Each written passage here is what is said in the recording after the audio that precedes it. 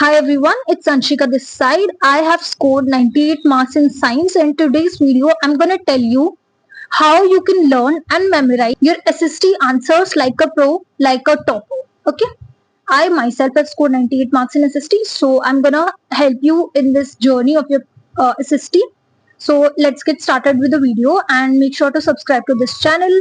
And the first thing that I'm gonna say is that understand rather than cramming. Understanding the study behind the answer is half the job done. बहुत सारे students क्या करते हैं ना कि SST के answers को, बहुत सारे क्वेश्चन आंसर्स आपकी क्वेश्चन बैंक में दिए होते हैं, तो उसको क्रैम करना चालू कर देते हैं, उसको रटना चालू कर देते हैं. But that's not helpful in the longer run, because कितने क्वेश्चन से कितना ही रटोगे, कितना ही लर्न करोगे, right? It's not possible to do everything, right? I believe that SST is full of logic. The revolution, the struggles, the policies, everything has a logic. So उन चीजों को आपको understand करने की जरूरत है कि उनको समझो exactly क्या कहना चाह रहे हैं वो, उसके पीछे की स्टोरी क्या है. I will definitely help you in that. मैं आपको एक शॉर्ट वीडियो में बता दूंगी कि कैसे स्टोरी बनाते किसी भी आंसर के साथ, कि आप सिर्फ 3-4 वर्ड उस आंसर की याद करो, लर्न करो, 2-3 वर्ड कुल की वर्ड्स, और पूरा आंसर आपको लर्न हो जाए. लर्न ना हो लाइक आप उसको लिख सको. Now I will tell you मैं कैसे करती थी. I use to read it like a story, like I am watching a movie. Once I understand the flow, memorizing becomes easy, right? तो इसके लिए क्या टिप रहेगी कि आपको एक स्टोरी क्रिएट करो अपने माइंड में, या तो कुछ माइंड में आप टाइप का कुछ चीज क्रिएट करो, तो उससे आपको पूरा आंसर पता चल जाएगा उसके पीछे क्या है.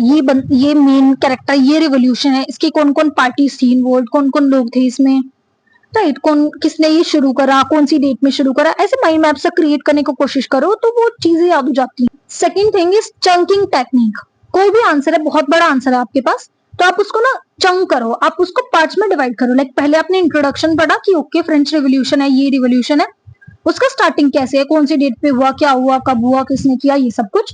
फिर उसमें पार्ट्स होगी, बॉडी 3-4, आपने देखा कि 4 पैराग्राफ है वो, फिर उसके बाद में 4 पैराग्राफ लर्न करे अलग अलग, लाइक उसमें देख लिया हर पैराग्राफ में क्या क्या है, एंड देन लास्ट में फिर क्या कंक्लूजन था, वो चीजें, तो उसको पार्ट्स में डिवाइड करके लर्न करने का ट्राई करो. That is going to be very helpful, because you know what, that your brain remembers small blocks of information better rather than huge things. The third thing is repetition equal retention.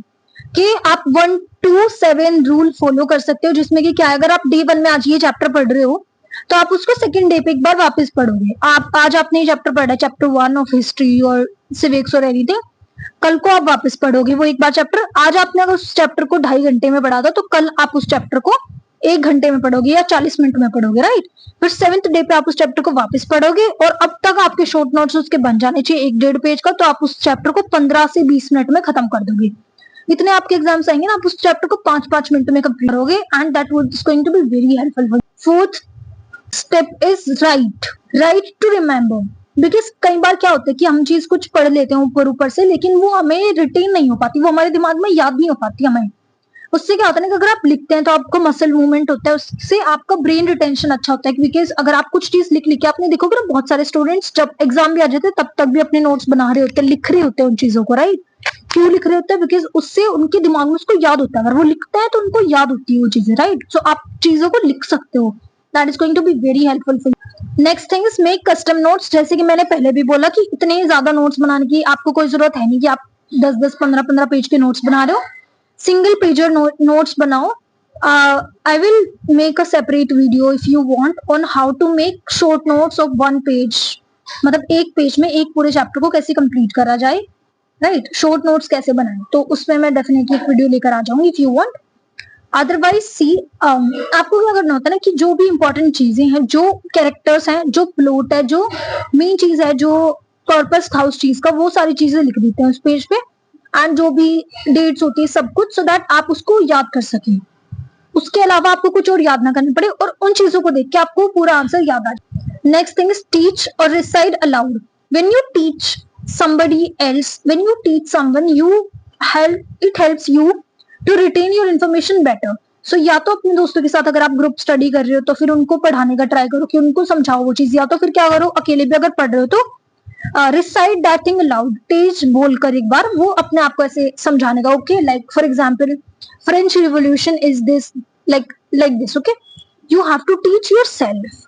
Next thing is you can use maps and visuals, जैसे मैंने बोला mind maps हो गए, normal maps हो गए, उन चीजों का ट्राई करो, उन चीजों को देखने का, तो उससे भी आपको बहुत ज्यादा हेल्प होती है. The visuals helps to make and help you frame your answers better and score full marks in map questions. The next thing is practice previous year questions, because आपको पता चल जाता है कौन कौन से themes हैं जिनसे क्वेश्चन ज्यादा पूछे जाते हैं, तो आप वो पढ़ सकते हैं. It's smart study, right.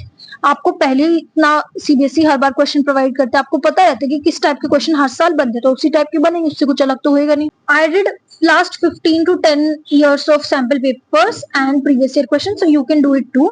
If I scored 98, you can even score 100.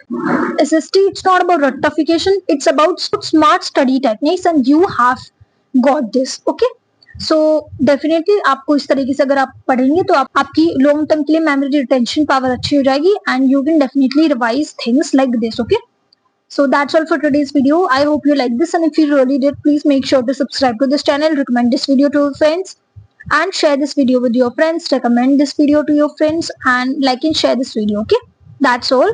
And if you want any other video on any other topic, definitely drop a comment and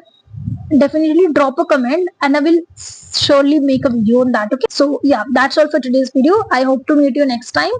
I hope you're very happy and healthy and studying consistently. That's all great. All the very best for your examination, and yeah, that's all. I'll meet you next time. Thank you so much. Bye.